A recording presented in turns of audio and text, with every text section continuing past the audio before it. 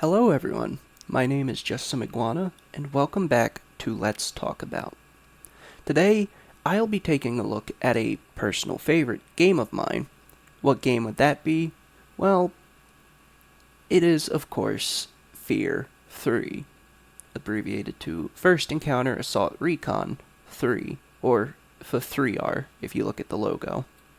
And yes, I know it's strange to talk about a game that is canonically and technically the last game in the franchise, despite having not covered the first two entries in this series, but I digress.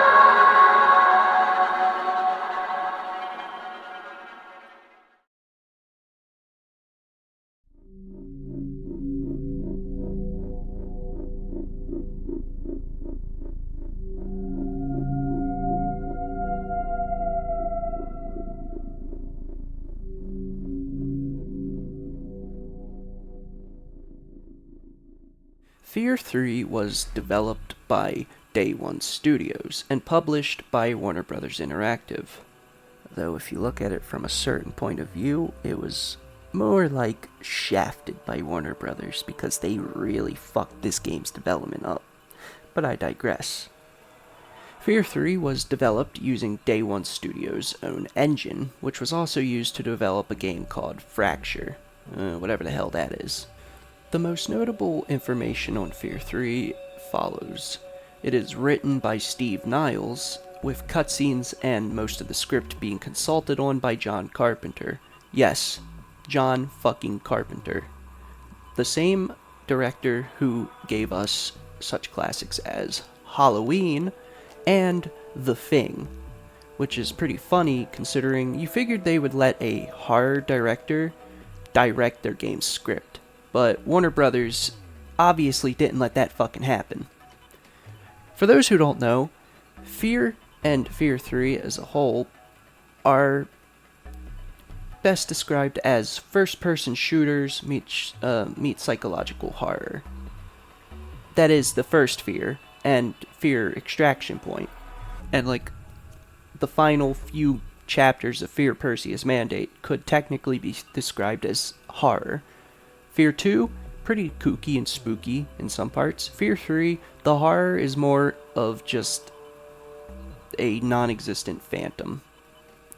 There is no horror in this game. Even though I personally like this game, it's not scary. The world building and the general atmosphere could be considered horror, though. Another interesting tidbit about the game is the music. Now, you all might know F.3.A.R has had some pretty cool music. A lot of it having a certain motif and just sound. F.3.A.R 3's music is actually pretty good, and it's definitely stylized, mostly because it was composed by Jason Graves. Yes, that Jason Graves, Mr. Dead Space. The music hits a lot of it hits. This music absolutely fucks. In fact, I'll just let you listen to some of it here.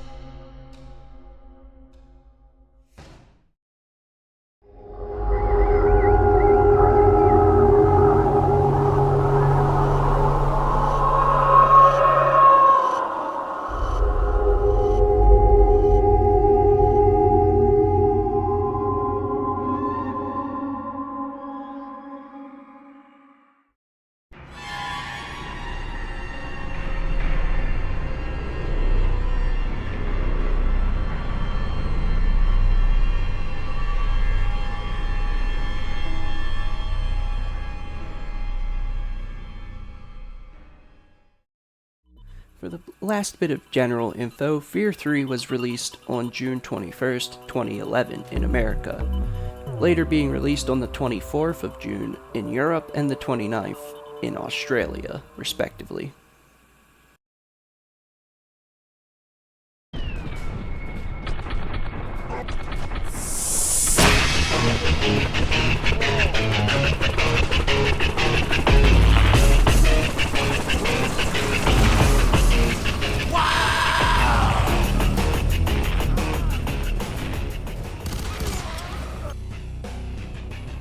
Just like F.3.A.R 2 introduced an entire new arsenal of weapons and grenade types, F.3.A.R 3 switches out all of F.3.A.R 2's weapons, which I honestly think is pretty good, because F.3.A.R 2's weapons, aside from like one or two of them, they were pretty generic. F.3.A.R 3's, while seemingly generic, they have way more style and way more personality than the guns from the second game. Starting off, we have the replacement for F.3.A.R 2's pistol. F.3.A.R 3's is known as the Straighter Mark 7, and this thing is possibly the most powerful pistol in the F.3.A.R series, because the way F.3.A.R 3's damage and enemies work, if you clip an enemy in the head 9 out of 10 times, the enemy will die. This usually seems to work on the basic Armacham or replica grunts. The more supernatural or mechanical enemies, the pistol's pretty useless against. Replacing F.3.A.R 2's Andra FD-99 submachine gun, we have the Briggs SMG, which is a relatively simple yet really powerful SMG, and I would consider it up there alongside the RPL submachine gun from F.3.A.R 1. The Briggs SMG also seems to be slightly inspired by the Heckler & Koch UMP-45, though slightly more futuristic. This weapon you can find pretty much throughout the entire game, and is usually my go-to secondary, alongside another weapon that we'll get to in a bit. The next weapon we have is the Volmer EL-10 CAS combat shotgun, which replaces F.3.A.R 2's SHO Series 3 combat shotgun. Now, it's pretty clear that this shotgun and the two shotguns from F.3.A.R 2 are a far cry from the VK-12 combat shotgun from the OG game, but the EL-10 is actually quite close to the VK-12 in terms of killing power. I mean, just look at this carnage.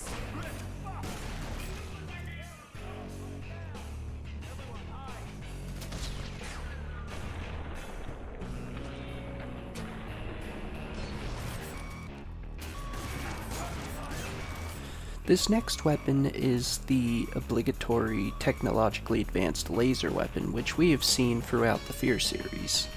This is the Type 13 Arc Beam, which replaces the Shark FL3 laser gun seen in F.3.A.R 2.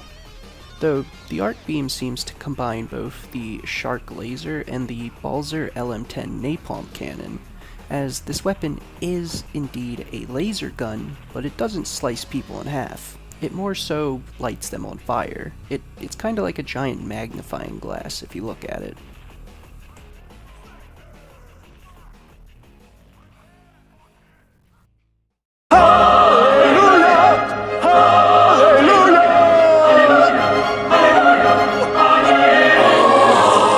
And thus, we finally reach it. The G3A3 assault rifle, with high fire rate, triple fire bursts, high damage capabilities, and armor-piercing rounds. If I told you that the F.3.A.R series had a rather okay assortment of assault rifles, you'd probably believe me. Now, if I told you that F.3.A.R 3 had the best assault rifle overall, you'd probably look in my face and laugh. But I promise you, I'm not lying about this. The G3A3, despite looking nothing like its predecessor from F.3.A.R 1 and acting completely opposite of the G2A2, the G3A3 is a beast. Not only can this thing possibly insta-kill all human-based enemies if you aim for the head. I've yet to try it against the replica because I usually seem to just body shot them. But this weapon is also great against Rev 9s, mech mules, and the supernatural threats. I should also mention that the G3A3 kind of functions more like the ASP rifle and the VES Advanced rifle from Perseus Mandate, except this is a better weapon. I mean, just look at how much damage it does to the basic grunts. You know, after talking about the G3A3 with such high regard, it's kind of weird that I immediately choose the sniper rifle to talk about. And don't get me wrong, the Schuler LDR-50 is a really good gun, but it's just a sniper rifle. We've seen plenty of these in video games. Some are just borderline boring, some of them are very specifically realistic, and then some of them do some weird sci-fi shit that is really cool. That one gun from Singularity that could literally allow you to control the bullets. Or the sniper rifles from Resistance, which let you shoot enemies from behind walls. The Schuler, the sniper rifle with the big funny scope. Unlike the sniper rifle for F.3.A.R 2, this one doesn't do as much damage to the body. You see, because F.3.A.R 3 was built on a different engine, there's still dismemberment, but not stuff like being able to cleave enemies in half. F.3.A.R 2 sniper rifle, you could cleave motherfuckers in half. Like, you shoot them in the body, the chest, stomach, dead center, they're getting torn in half. Blow their heads off, their arms off, it was really bloody. And this sniper rifle ain't that different actually. You can blow people's arms, heads off. Usually it's an insta-kill. This weapon is very much, just fully useless against most of the mech enemies though. You people have no idea how much self-control it took for me to just repeat that Nicolas Cage joke I made earlier. The SHV Penetrator, much like the G3A3, is the best iteration of the Penetrator. The Penetrator from the first F.3.A.R, moderately okay. The Hammerhead, I didn't like the fact that it was just Armicham's shitty attempt at doing something they already did good. Like, the Hammerhead's fine and all, it's just I don't like the design. The SHV Penetrator, on the other hand, first, it's really unique among its two brothers because the first Penetrator shot giant nails. The Hammerhead shot like weird white, blue glowing uranium rods, I think it was, and those were pretty eh. This one, it shoots rectangular barbs, and it looks really cool. The problem with this weapon is that the first ever time you actually get to use it, it's in the hands of the phase commanders. And they're not very friendly. The Penetrator, much like its previous iterations, is very powerful. You can pin enemies to the walls, and hitting a headshot usually means an insta-kill. And this is one of the few weapons which are power weapons, in my opinion. As whenever you see them on the ground as ammo pickups, they have the same glowing yellow hue as the arc beam. And they're pretty powerful. The penetrators can actually be used to kill some of the supernatural enemies as well, which I find very handy. What is there that I can say about the MP970? Well, it's dual wield, it sounds amazing, shoots amazing, the ammo is abundant in certain levels, you can find it in a secret area in the grocery store, best shape go, and whenever it reloads, the slide, god, the audio design, it's really good.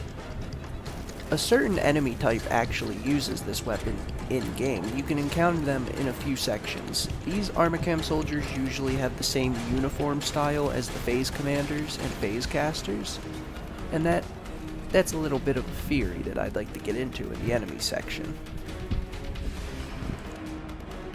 Alright, originally when I was going to say something about the Goliath, I was going to be way more critical than I needed to be, because all in all, at the end of the day, this thing is just the stereotypical video game rocket launcher.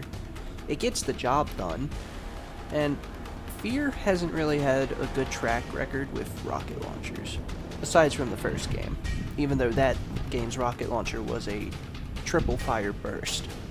I didn't like that. The Goliath is usually just a situational weapon. You only use it when you need to, usually against either APC turrets in the multiplayer levels, or on the helicopter in that one part of the airport. Other than that, unless you want to get the challenge done with it, there's no point in keeping it, because there is literally any other weapon in the game that you should use. Alright, I'm not going to waste your time with the grenades. You have a frag grenade, which you can cook. It does relatively good explosive damage. You have a flashbang, which is actually pretty decent. It's one of the pullovers from the Call of Duty game virus that obviously infected this game, but the flashbang is actually pretty useful.